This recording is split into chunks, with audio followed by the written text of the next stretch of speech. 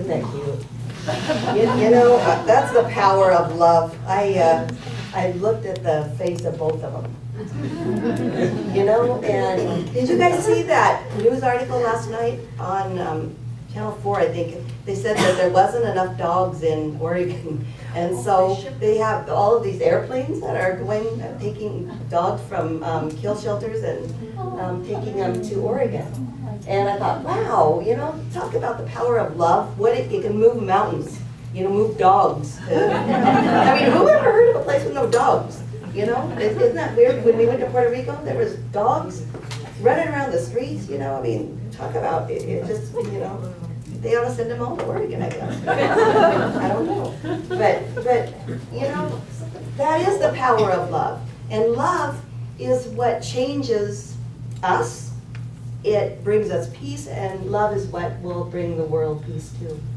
And the truth is that there is only love, and when enough of us start to realize that, everything will shift. And so that's what this talk is about, is this power that is so strong in each and every one of us, and our call to recognize it within us. Mother Teresa said something like, you know, don't let somebody leave you without having made it better, made them better. You know, so every encounter that you have, make them feel a little better, bring them a little bit of happiness. And so I thought that's a perfect call for all of you today, for all of us today, is when you go to bed tonight, you know, kind of see how many people you came in contact with, and did you make them feel a little bit better? Did you smile at them? Did you give them a hug? Did you, you know, just give them a prayer? Think about the power that you have to spread love into the world, you know, especially this holiday season. I think of Daniel Nahmod's song, I love it, you know, when he says, is the world a little better? You know, because I've been here, you know. Can you say that you left the world a little bit better? Did you spread a little bit of love? And every one of you have. I'm preaching to the choir here. You've given that to me, I know that. And that's what I'm saying will change the world. That's the power that we're talking about today. This is probably the most important quality. It is the most important quality, is love. And it's the purpose that we're here. It's the only purpose that we're here, is to realize the love that is within each and every one of us, and then take it out and spread it to the world. And once we know it, we don't have to consciously say we're going to go spread it. We just are it. You know, we are this incredible presence, and it's vibrating at such a great level that everybody feels it. See, and that's the power of love. And when we do that, peace comes alive. Peace comes alive within us. And all of these Advent qualities work together. You know, and this season is just the time to realize it. It just makes us realize it one more time, how important love is in our life. So agape love, Judy mentioned that. I mean, there's many kinds of love. Agape love is an unconditional love. I used to think I'll never feel unconditional love for everybody in the world. You know, really, have you ever felt that way? How can you unconditionally love everything? And when I really read about unconditional love, somebody used the explanation that unconditional love was an unconditional well-being for everybody. And I can do that. I can do that. Even people that I'm not so fond of, I can wish them well. You know, I don't have to like everybody's personality, but I can wish them well. So it's the well-being of everybody on earth. Everybody that's different than me, everybody that's the same. It's okay. It's wishing well-being. That's unconditional love. And when we can do this, see, we can free ourselves from this isolation, because most of us, I was reading this article, my gosh, like 90-some% of the people feel isolated. They don't feel connected to each other. That's another, you know, thing for community. They feel alone. And with the power of love within you, you can change that. Einstein said that our task is to free ourselves by widening our circle of compassion to include the whole, to embrace the whole of everything. That's how we do. We get out of our isolation. We get out of our boundaries by opening our heart and reaching out to others. And we see the world as one. You know, we see somebody that's different than us as the same. We know that we have a common connection of love. It's about expanding our consciousness. I read a whole article. I love this lady. She's a scientist. She's a Christian nun, and she's a scientist. And I think I sent you the article, didn't I, Stacy, on it? Because I find her fascinating. But she writes this idea on science that we are evolving as a species towards compassion. And that's what love is about. See, and I think that we have taken this next step in human evolution, this next leap of consciousness that includes compassion for everybody. It's including the whole, knowing that we are connected. You know, it's not about being isolated anymore, about just us and what I want. It's about stepping out of the me into the we. We talk about that here at Common Ground a lot. You know, the truth is we don't have to believe anything. We don't have to believe, we just have to be.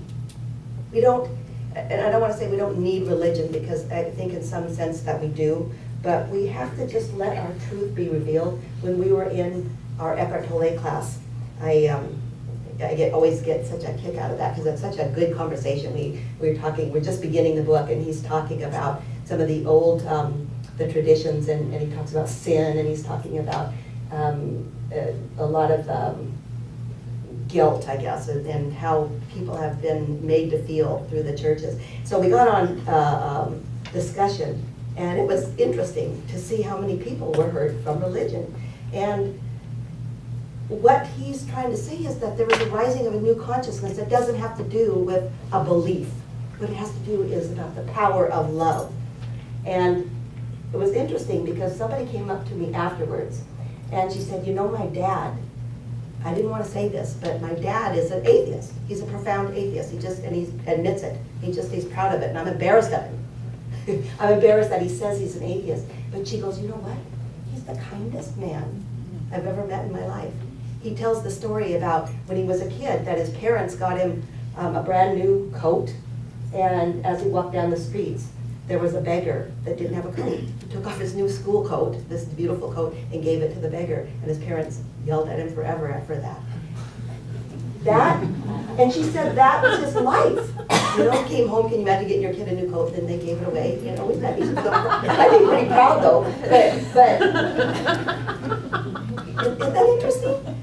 But what I'm saying is that that's the kind of beingness I'm talking about. See, she was embarrassed because he didn't belong to the church like she did, you know, growing up, and he wasn't a part of this, and, you know, everybody would say, is your dad an atheist? And the truth is he was kinder than the other people in the family who went to church. And I thought about that for years with parts of my family. Why is it? What does religion teach? And what could they teach? You know? And so that's why I think groups like this are so important. Community is so important. It's because that they let you embody, they embrace love within each and every one without having to have the belief system put into effect. So she says he was so authentic and compassionate. So, you know,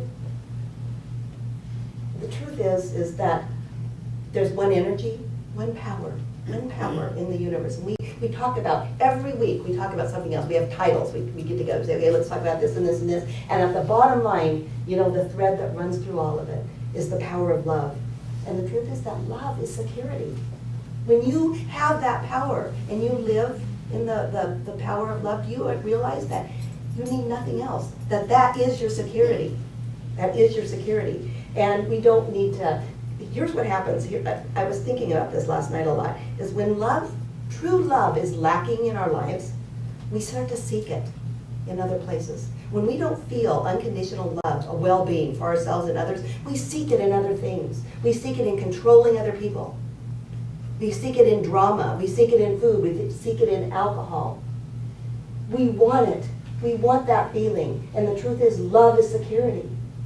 Love has it all. So my call here is to look at the people that are difficult in your life. Look at your own self. And when you see things that are difficult, and you see things that make you angry, when you see somebody trying to control somebody else, you know, look at it as a call for love. Because that's exactly what it is. They're not secure. It's a call for love. Everything is a call for love if you don't have it yourself. And that's why we need community. You know, we need community to support each other, to come, to grow together, to transform each other. Carl Jung says that the meeting, I like this, the meeting of two personalities is like the contact of two chemical substances. If there's any reaction, both are transformed. I'm relating that to community. As we come together and we rub up against each other, guess what? We are transformed. We are transformed. That's why we need community. See, community, as we evolve, is natural. We're not isolated anymore. Isolation is the old way. It's about ego, isolation and ego. But when we can reach out, it's about love, it's about community, it's about being together, it's about connection. It's about sharing the energy that I have with you and you have with me. That's what love is. And when we're in community together, we can touch that. Love is our deeper nature, and it's always there. We touch it when we're together. We touch it, and we feel it. We have this field right here. I can feel the pulse of the field right here. It's within every one of us when we touch it. And the more people that touch that place within, the higher the vibration goes, and the better that we are out in the world with our friends and with our families and with strangers. Back to religion before I close. Thomas More said that we do a lot of talking about religion. We do a lot of talking about churches. He says, the truth is, don't throw the baby out with the bathwater. Don't throw the baby out with the bathwater. He means that while you are disregarding all of the is this on fire? Thank you. He said, while you're starting to throw out that, what happens is, thank you, Stace, we throw out community. You know, so people that are sick of religion, they're sick of hearing about the Bible, they're sick of hearing about, you know, this and that. The truth is that when they don't come and they don't affiliate, they lose community, and community is how you grow and how you transform. Community. Community in love.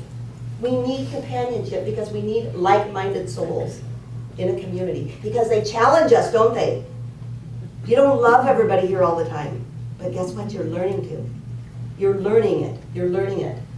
They charge us, they support us, they sustain us, and they give us wings to fly. It's huge.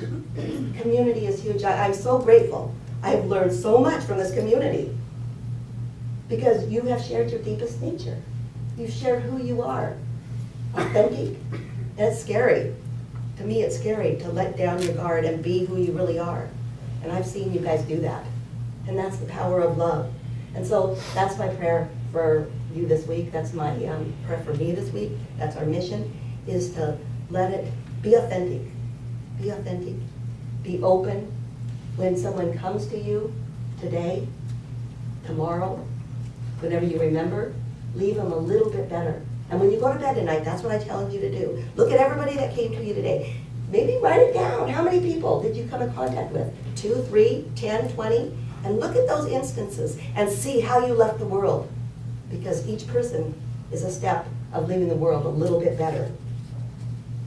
You made me already feel better. You made me feel better today. I had hugs today. I had compliments. I had so much. You made me feel better. How many other people can you make feel better today? Thank you for joining us.